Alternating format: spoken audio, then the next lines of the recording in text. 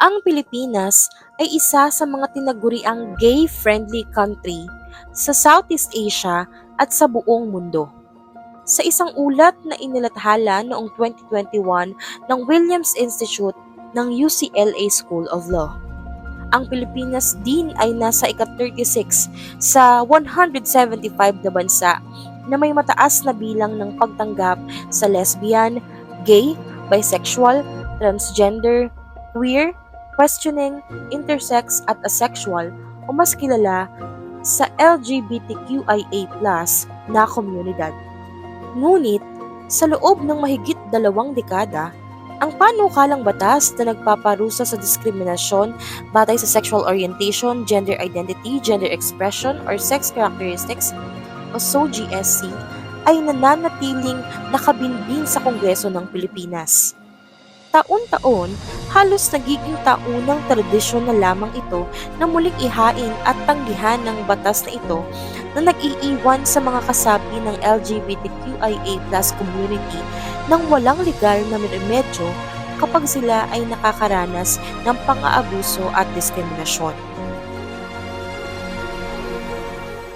Sa Barangay Pulido sa bayan ng GMA, nakilala namin si Shane at Boyet. Sila ay nagsasama sa iisang bubong ng halos 2 dekada na. Sila ay may 2 adopted children na ngayon may kanya-kanya na ring pamilya. Ano po ang pangalan niyo? Ako po si Jaime Gorospe. Dito na rin nakatira sa Pulido, Barangay Pulido. At siya naman si Boyet Damaso. Ilang taon na po kayo? 53. Kayo po ilang taon na po? 58. 1986 pa kami. Hindi nila ako tanggapin, di wala silang pera, breadwinner ako. Okay. Kaya lang naman yun eh. Pakiramdam ko pa naman. Ibig sabihin, hindi na importante kung ano pang magagawa mo sa buhay. Dati, nag-a-apply ako ng Japan. Doon sa promotion namin, nagkataon na nag-apply siya na instructor, dance instructor. Yun. Doon kami nagkakilala na promotion. Meron naman, pero tinatakbo naman din eh. Kasi maraming kilalang tao at maraming tao nakikisimpanya sa'yo. Hindi naman lahat ng bagay yung mga nanguhusga sa'yo, pakikialaman mo. Wala akong pakialam sa kanila. Kasi ang importante sa akin, kumita ako ng pera noon.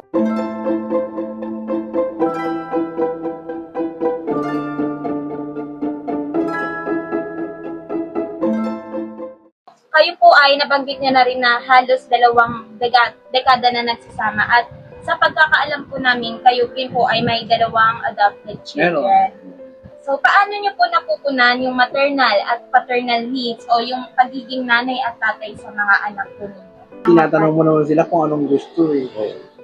Hindi naman pwedeng tanongin mo na ayaw mo. Ang importante doon, masuportahan mo sila. Importante Yung pangangailangan ng bata. Kasi kumbaga sa dumating sa punto na yung nagkaroon ka na ng obligasyon sa buhay bilang magulang ng mga bata. Kaya pinalaki namin sila hanggang nakapag-aral. Mahilig kami sa bata. Gawa ng ako, nagtuturo ko ng sayaw sa mga estudyante, sa mga bata pang bata. Kaya alam ko na yung behavior ng mga bata. Nilapit kami sa bata.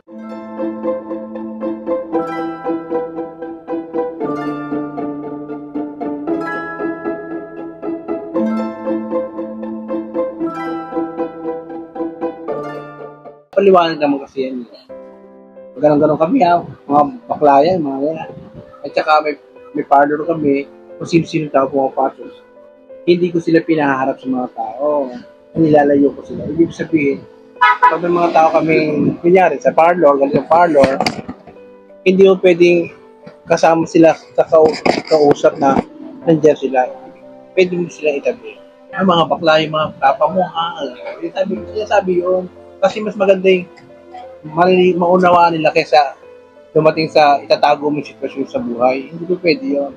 Kailangan maging vocal ka sa kanila. Hindi pwede yung ganyan-ganyan. Papa mo pala bakla o, di ba, pangit pakinggan. Lumaki Mas sila. maganda. Hanggat lumalaki sila, sinasabi mo yung totoo. Kasi, ganito Kung pinaliliwanag mo sa anak mo yung mga ginagawa mo sa buhay. Pinaliliwanag mo sa kanya kung anong trabaho mo, kung anong trabaho ng papa mo, ito yung sabi yun. Kasi mahirap magtanong ang bata.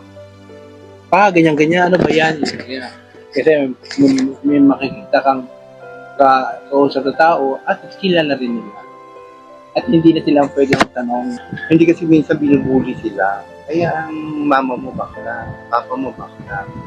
Hindi sabi ko, huwag niyo tindihin yun. Kaya mo sila. Huwag doon sila masaya eh. Bali yung Importante may mama ka, may papa ka. Kung ikukumpara po noon at sa ngayon, sa tingin po ninyo, ano po yung mas inclusive na sa Pilipinas para po sa katulad po ninyo mga kasapi ng LGBTQ+? Mas grabe ngayon. Mas mapatus ka ang tao ngayon kaysa noon. Noon hindi pinapansin. Pero ngayon okay naman na ngayon siguro kasi ang dami na eh. Hindi na Katulad noon, pwede kang tago. noon pwede ka magtago. Mas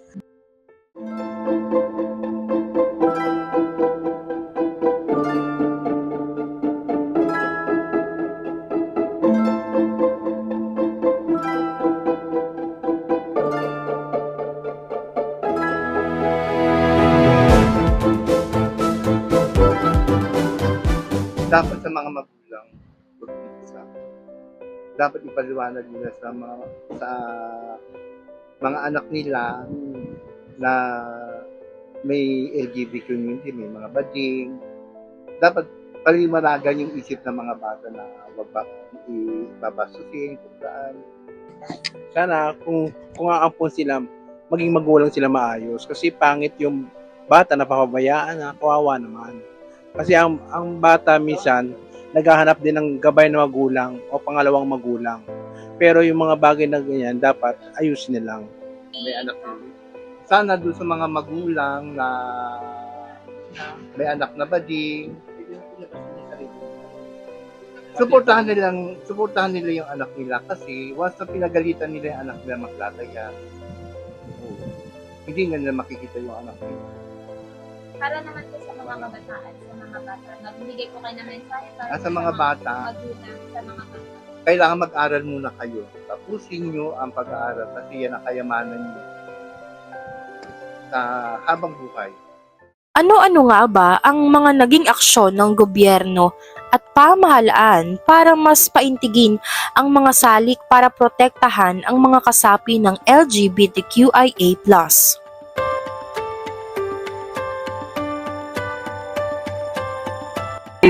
Dapat Mariano, Bausiles Officer ng Barangay Pulita. Ako nga pala si Aaron Lester Padika, ang investigador dito sa Barangay Ipulito. Mga cases na nai-involve yung mga LGBT natin ay kadalasan curfew tapos may physical. So I think yung mga SA natin ay may program sila about sa mga LGBT natin kung paano sila pangangalaga and times na sila ay nadi-discriminate. As long as yung ating kapitan may mga programa na alay naman saan, may mga, pero mas gusto sa SK sila yung may mga guide naman dyan kung paano sila hindi madidiscriminate at sila naman ay belong sa ating lipunan.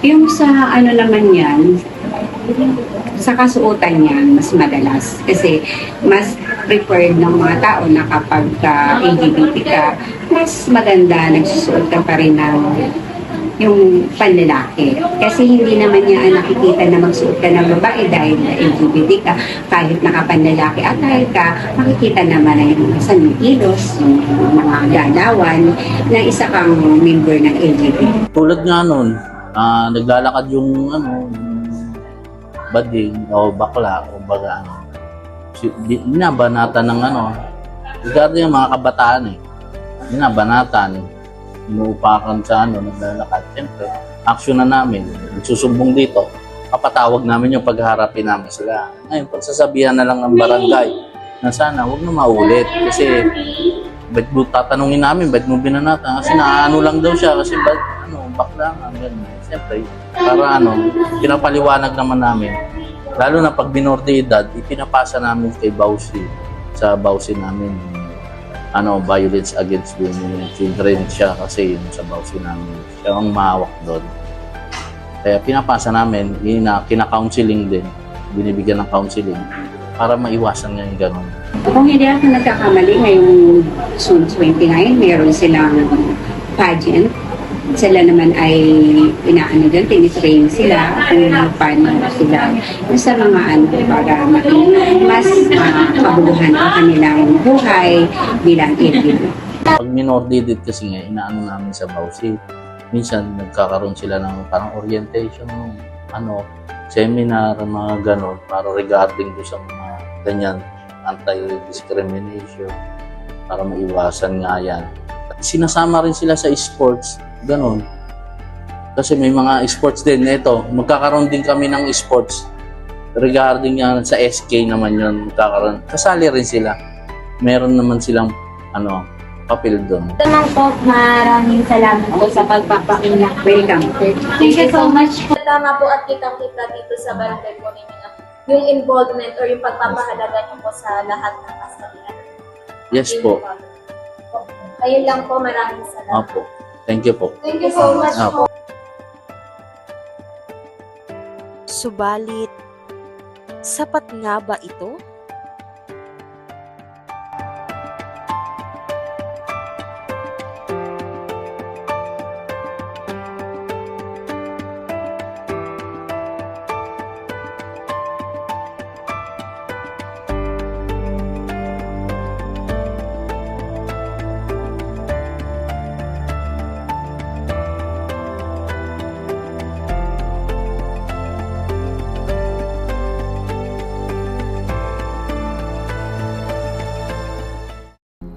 In our pursuit to become an inclusive country, sapat na nga ba ang ginagawa natin at mga hakbang na ginagawa ng ating pamahalaan upang makamit ito?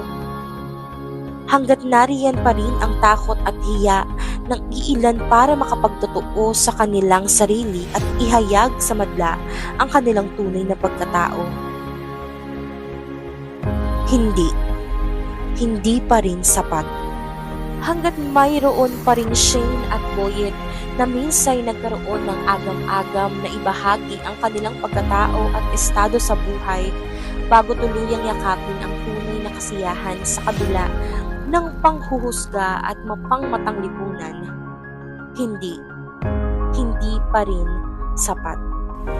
Naway dumating ang panahon, ang istorya ni Shane at Boyet ay maging inspirasyon sa iba na hindi matakot na lumantad, hindi matakot na ipakita ang tunay nilang pagkatao. Naway maging susi rin ito para buksan ang puso't isip ng sambayanan na katulad nila. Walang mali sa pagiging totoo at pagtanggap sa kung sino tayo. Naway dumating ang panahon na katulad nila, walang sino man ang magdadalawang isip na bumuo ng isang pamilya, sapagkat hindi basehan ang kasarian sa paghuhulma at pagpapanatili ng isang masayang tahanan. Ipaglaban ang kanilang karapatan.